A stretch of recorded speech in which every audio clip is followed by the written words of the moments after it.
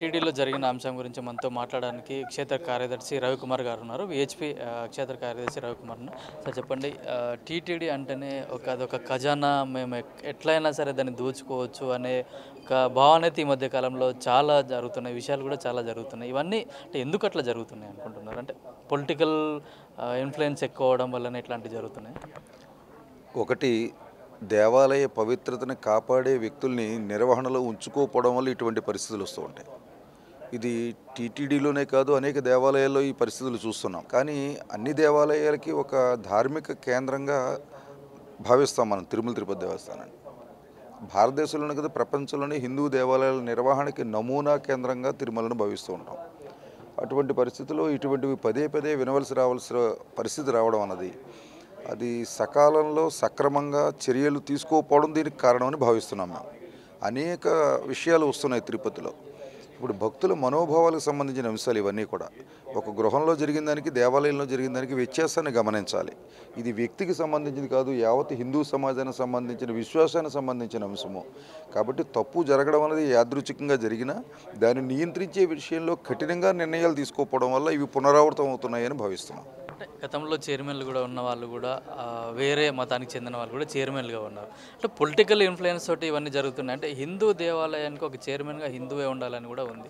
అట్లాంటి అన్య మతస్థులను కూడా పెట్టడంలో వీళ్ళు మెయిన్ ఉద్దేశం ఏమో. విశ్వ హిందూ పరిషత్తు 2005 జనవరి 5వ తేదీ విజయవాడలో హైందవ శంకారం సభ నిర్వహించాం.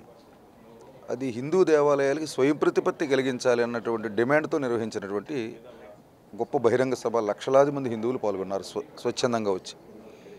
ఇది విశ్వ హిందూ పరిషత్ అనాదిగా చెబుతోంది. ఒక రాష్ట్ర ముఖ్యమంత్రి క్రైస్తవుడైతే తన విశ్వాసానికి అనుగుణంగా దేవాలయాల మీద తన చర్యలు ఉంటాయి. ఒక రాష్ట్రానికి ముఖ్యమంత్రి ఒక ముస్లిం అయితే అతని విశ్వాసాలకు అనుగుణంగా చర్యలు ఉంటాయి. నాస్తికుడైతే నాస్తికత్వానికి అనుగుణంగా చర్యలు ఉంటాయి. అందువల్ల నాస్తికుల చేతిలో, క్రైస్తవుల చేతిలో, మహమ్మదీయుల చేతిలో ఎండోమెంట్ శాఖ ఉండే విధంగా, దేవాలయాలు ఉండే విధంగా ఉన్నటువంటి ఈ చట్టము సవరణ జరగడం కోసం యావత్ హిందూ సమాజం నడుం కట్టింది. ఇప్పుడు ప్రభుత్వాలు కూడా ఆలోచించాలి. ఏదైతే రాజ్యాంగంలో మత స్వేచ్ఛ అన్నది ఉన్నదో దానికి హిందువులకు మాత్రమే భంగం కలుగుతోంది.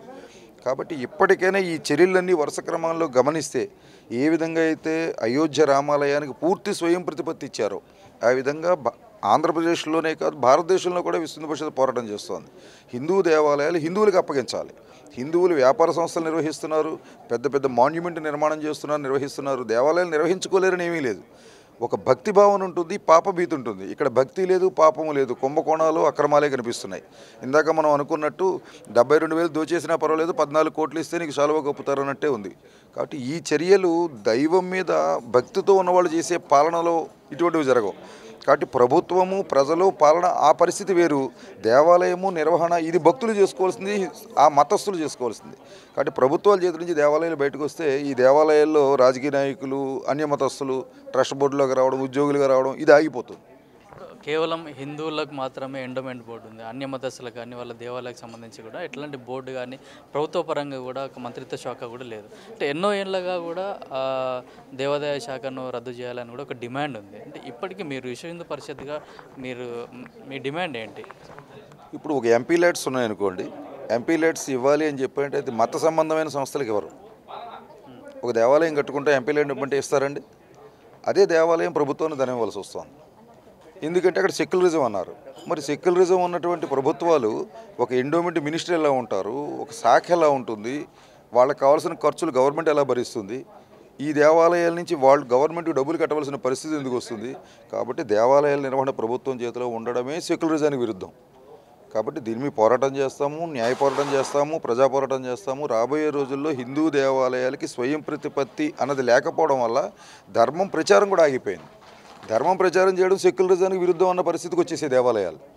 ఏదైతే ధార్మికతను ప్రజల్లో పెంచాలో అది బాధ్యత తీసుకోవడంలా పదే పదే విశ్వ హిందూ పరిషత్ చెబుతోంది. ఇన్ని దేవాలయాల మీద దాడులు జరుగుతున్నా, దోపిడీలు జరుగుతున్నా, అన్యాక్రాంతాలు జరుగుతున్నా, ఆ దేవాలయంలో పనిచేస్తూ కుటుంబాలు పోషించుకుంటున్న ఏ ఎండోమెంటు ఎంప్లాయీ కూడా బయటకు రావడంలా.